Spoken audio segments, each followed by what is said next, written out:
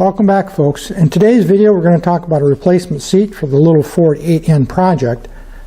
This video is being shot out of order. In other words, this is really the finished, well, it's finished as far as I've taken it right now, the finished seat versus where I started. I will show you some video here in a few minutes where I started with this seat that I bought on eBay.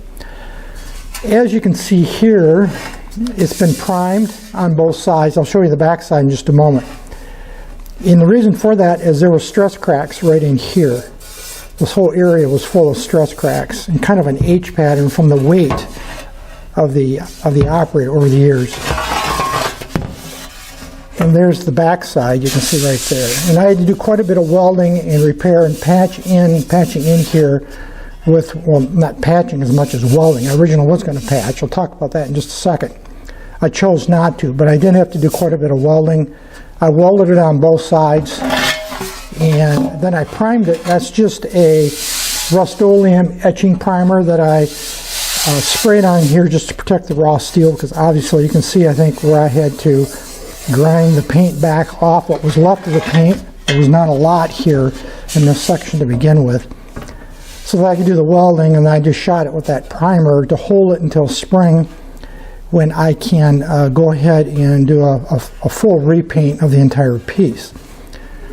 I mentioned a moment ago that I had contemplated creating a patch or a plate for it, and actually I started on that. Excuse me. This is the piece that I started to, well, I cut it out and shaped it and drilled it to match this hole pattern. By the way, this clip, this is the original clip that came off of this seat, is riveted right there, and that snaps over the seat spring that comes up underneath there, so that you can flip the seat up and allow water to drain so rain doesn't collect. And I had to cut the rivet heads off. There's the original rivets right there that I cut off.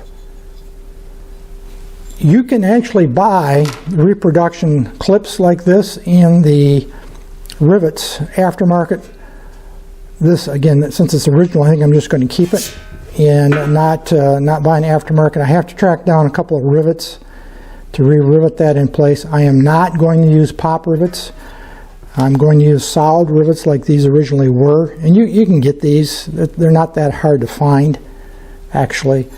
I haven't done a lot of solid riveting in my life. I've done a little bit, so that'll be a little bit of refresher and learning for me. But eventually, this will go right here, probably after the unit's painted.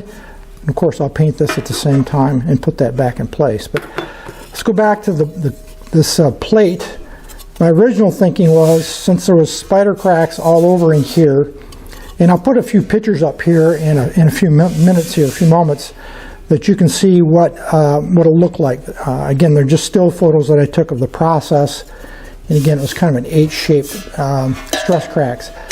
My original thinking was that I would place this piece like this. You can see I even went as far as to drill the holes. Finish shaping, it's not quite done yet. If I was to use it, I would have to do a little bit more conforming of this to the shape of the pan. Then I would probably drill a couple of holes in the corners, spot weld it in place here, here, and here kind of thing. Then go around and perimeter weld it in place to act as reinforcement for this section. The reason I chose not to do that is this came out really, really well. I was thinking that it was going to be problematic to get a good weld on this metal, but I have to say, I've done a lot of sheet metal welding, usually on Japanese motorcycles, which is where the project I typically work on. The steel that this pan was made of is some of the best steel I have ever welded. It's around 14, 16 gauge, 14-ish probably. It's a fairly heavy metal, but it welded beautifully. I did not have one burn through, which typically on thin sheet metal, especially when you're first getting your temperature settings dialed in, you have a tendency to blow through. Not once. I had not one blow through on this.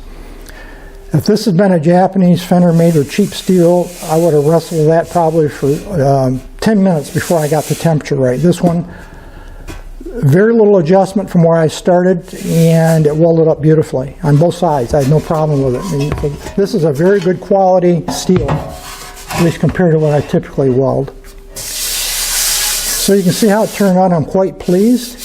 And in the future, if perchance it should re-crack, I don't think it probably will in my lifetime, but if it does crack, I'm going to hang on to this, and I can always go back and do it again. But that's nice and solid right now. And I couldn't have hoped for it to turn out any better than what it did. Again, I believe this is an original 8N seat.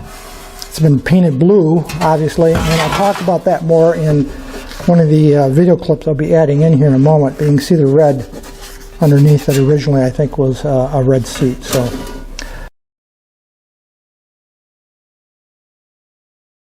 Here's the seat I picked up used, of course. They don't make them anymore. They make repops, but they're not exactly identical. This is an original 8N seat, and even though it's painted blue, if you flip it over, which I'll do in a moment, you can see remnants of the original red paint.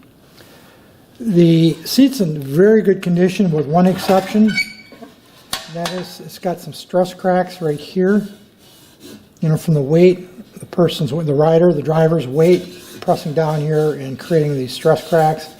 In fact, there's a little piece of metal broken away right here. So what I will end up doing is removing these original rivets. There's one here and here that holds a clip or a bracket on the back side. There's a clip I was talking about. This clip, when you flip the seat down, this clip engages the strap spring. It's just a kind of a U-shaped strap that acts as a spring for the seat.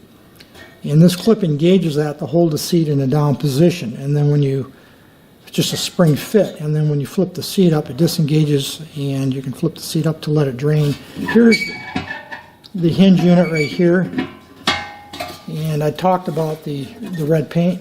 I think you can, let me get this down here so you can see a little bit better. You can see the red paint right there, the remnants of the red paint. The blue is over the top of the red, which tells me the red was the original. You can see it all over the place here. Back to the other side of the seat, I'm going to have to remove these two rivets right here, and those are solid rivets. Those are not pop rivets. Take that little clamp off the back side, that little bracket, and repair these stress cracks. You know, weld them up in some form. Probably drill a hole here, here, here, and here, wherever the cracks end, maybe over here. And then re-weld it. I might plate it on the back with a piece of sheet metal, heavy sheet metal that I'll shape to this form here as reinforcement. And then after I repaired the stress cracks and ground them smooth, attach that sheet metal on the back side of that sheet of metal. I don't know if it'll be sheet metal per se. It'll be something fairly heavy, but I have to be able to conform it to the shape and then weld that around, preserving this hole here. That's a drain hole, I'm sure. Preserving everything I can, then I'll put the re-rivet the bracket back in place. Let's talk about now the original seat I pulled off the tractor. I want to just share that with you. I don't know if some of you that might not have been with me at the beginning might not have seen that original seat, so let's take a look at that. This is a seat that was on the tractor when I originally got it last fall. Initially, I thought it might have been an office chair seat or something like that, and I think what threw me was this piping here, this trim on the edges.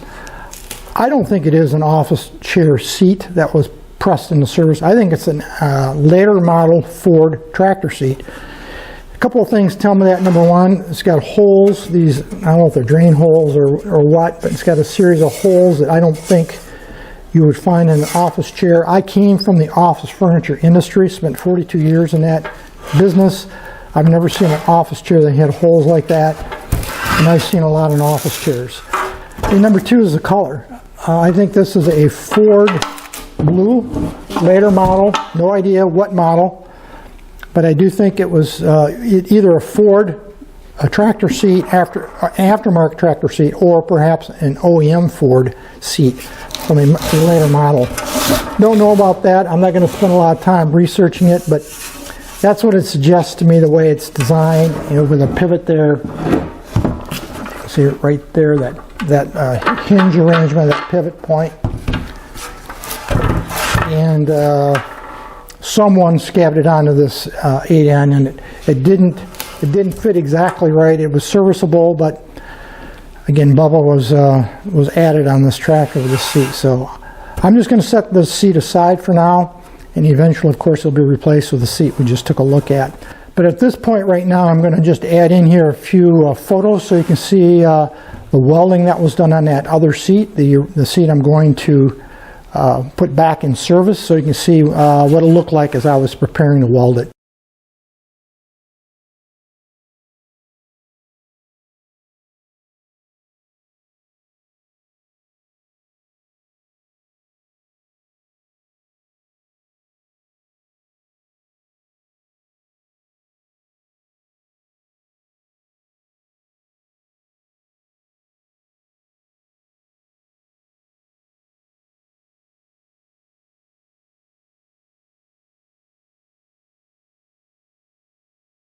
Well, that's going to be it for this video today, folks.